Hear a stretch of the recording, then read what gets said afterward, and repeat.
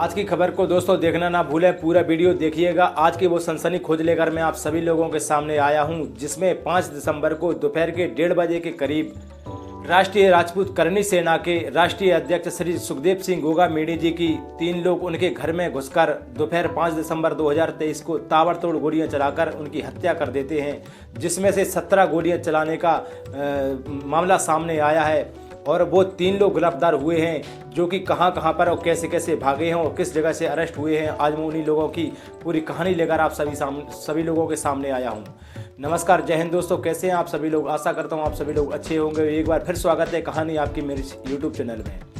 दोस्तों, आज की जो सच्ची घटना है वह है राजस्थान प्रदेश की, और राजस्थान प्रदेश की राजधानी पड़ती है जयपुर। और जयपुर में राष्ट्रीय राजपूत करनी सेना के राष्ट्रीय अध्यक्ष श्री सुखदेव सिंह गोगामेडी जी अपने घर पर बैठे हुए थे। उस समय उनसे मिलने के लिए उनसे पूछताछ करके जाया जाता था। तभी वहां पर 3 लोग आते हैं, नितिन फौजी करके, और उसके साथ में और एक रोहित राठौर नाम का इंसान आता है, जो कि उनसे मिलने की गुहार लगाता है। नितिन फौजी उनका दरअसल जानने पहचानने वाला रहता है। तभी सुखदेव सिंह गोगामेडी जी उसको अंदर आने का आदेश देते हैं। तभी वह कहता है कि मेरे 2 साथी और आए हैं, जिसमें से रोहित राठौर और ऊधम सिंह दोनों लोग आते हैं। कहता है कि ये दोनों लोग आपसे मिलने के लिए आए हैं, क्योंकि इनकी शादी है और शादी का आपको कार्ड देना चाहते हैं। दोस्तों, जैसे ही साथ में वो पास में आ जाते हैं उनके घर में, और जब पास में घर में बैठ जाते हैं तो मोबाइल चलाने के लिए जैसे ही सुखदेव सिंह गोगामेडी रेडी होते हैं, उसी समय तीनों लोग मिलकर फायरिंग करना स्टार्ट होते हैं, जिसमें से ताबड़तोड़ 17 राउंड गोलियां चलाई जाती हैं, जिसमें से एक सीने पर और एक मस्तक पर और एक पेट में गोली लगती है, जिससे मौके घटनास्थल पर ही सुखदेव सिंह गोगामेडी जी की हत्या हो जाती है। इसके बाद में सुखदेव सिंह गोगामेडी जी को नज़दीकी हॉस्पिटल ले आया जाता है, जहां पर उनको मृत घोषित कर दिया जाता है। हर एक मामला अभी से नहीं, हमेशा से सोशल मीडिया पर एक छाया रहता है कि पुलिस हमेशा अपनी तरीके से और सही तरीके से अगर कार्रवाई करे तो हिंदुस्तान में, हमारे हिंदुस्तान के जो सिपाही हैं पुलिस के, वो इतने सक्षम हैं, इतने काबिल हैं, इतने पढ़े लिखे हैं कि कोई भी दुर्घटना नहीं हो सकती है। लेकिन कहीं कहीं पर एक बार नहीं हज़ारों बार आपको देखने में आया होगा कि कई जगह ऐसे घटना सामने आ जाती है जहां पर पुलिस किसी के लापरवाही में मान लो या किसी के दबाव में आ जाती है, जो कि सही तरीके से काम नहीं कर पाती है। उसी प्रकार से सुखदेव सिंह गोगामेडी जी की हत्या हुई है एक लापरवाही के तहत, जो कि पंजाब पुलिस का एक स्टेटमेंट सामने आया है, जो कि हर सोशल मीडिया पर बखूबी तरीके से दिखाया जा रहा है, जिसमें से कहा जा रहा है कि पाकिस्तान IAS जैसे संगठनों से हमेशा सुखदेव सिंह गोगामेडी जी को एक धमकियां आती थी कि हम तुम्हें जान से मार देंगे, जान से मार देंगे। इस तरीके से हर अपनी रिपोर्ट को लेकर, उस समय कांग्रेस की सरकार थी राजस्थान में, तो अशोक गहलोत जी के पास हमेशा सुखदेव सिंह गोगामेडी जी अपनी शिकायत लेकर पहुंचे कि मुझे कुछ सुरक्षा मुहैया कराइए, क्योंकि मेरे ऊपर मौत का खतरा मंडरा रहा है, शायद मुझे कोई लोग जान से मार सकते हैं। पर सरकार की नाकामी कही जाए इसमें या पुलिस की लापरवाही कही जाए, ये तो सब सामने आने वाला है, क्योंकि अब इसके ऊपर जांच बैठ चुकी है। दोस्तों, आज की मैं फिर जो सच्ची घटना बताने वाला हूं, जिसमें से जो 3 कातिल हैं, 3 कातिलों को पुलिस ने अरेस्ट कर लिया गया है जयपुर पुलिस द्वारा। अब उनको ले जाया जा रहा है।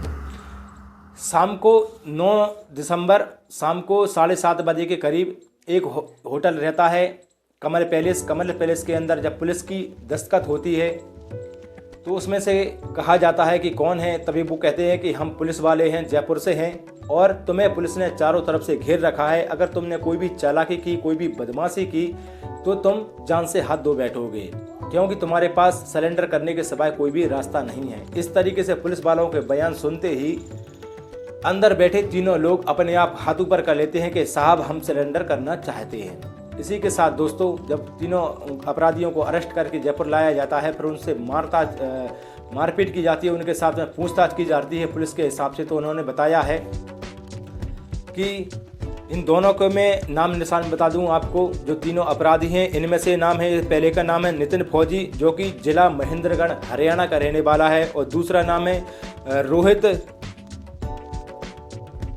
महेंद्र सिंह ऊधम सिंह, जो कि हिसार हरियाणा का रहने वाला है, और नितिन राठौर, जो कि राजस्थान के नागौर जिले का रहने वाला है।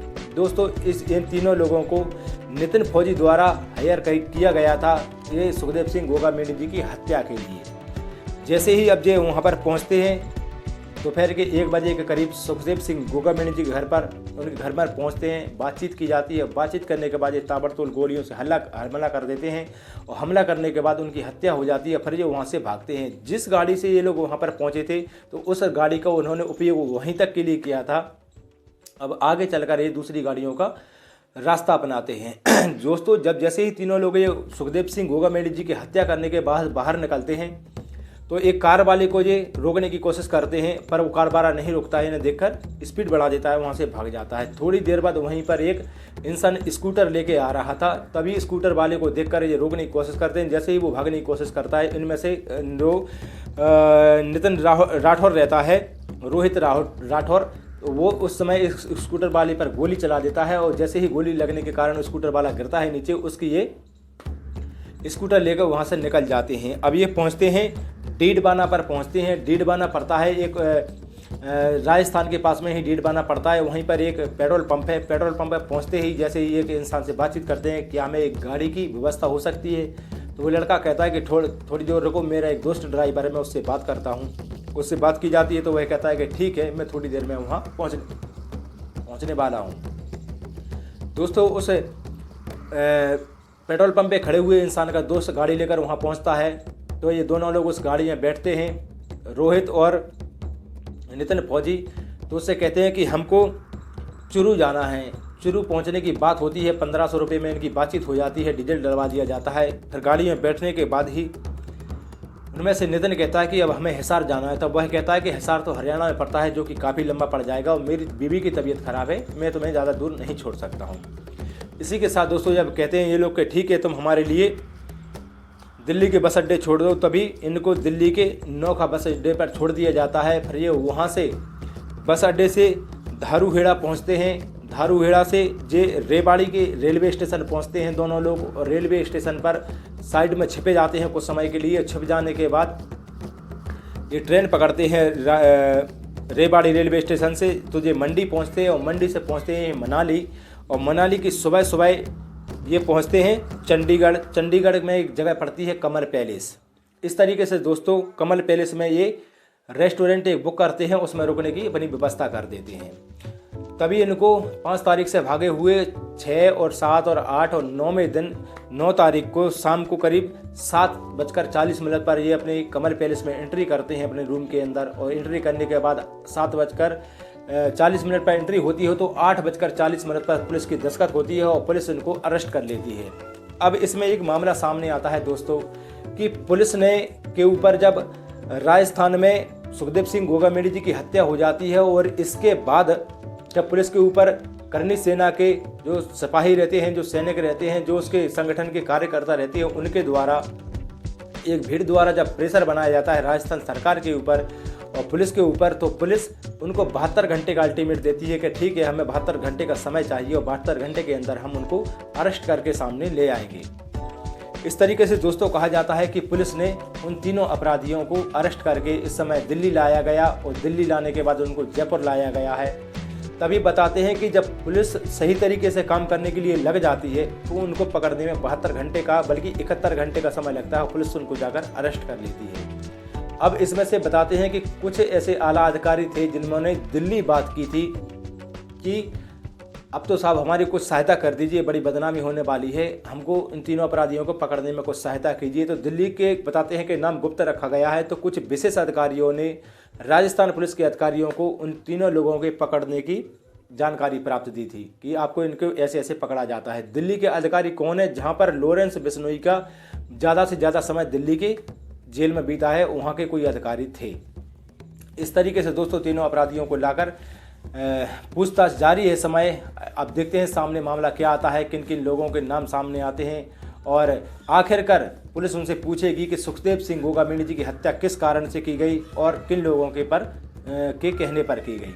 ये पूरी सच्ची घटनाक्रम को सुनाने का मेरा उद्देश्य किसी को ठेस पहुंचाने या परेशान करना नहीं है, बल्कि आपको सचेत करना और जागरूक करना है कि तुम्हारे ऊपर कोई शंका हो रही है तो अपने अड़ोसी पड़ोसी संगठन को लेकर पुलिस में तरीके से जाकर शिकायत दर्ज करवाएं और अपनी सुरक्षा मुहैया जरूर करवाएं। फिर मिलूंगा दोस्तों मैं नई क्राइम की घटना के साथ। जब तक के लिए मुझे विदा दीजिए। जय हिंद, वंदे मातरम, भारत माता की जय।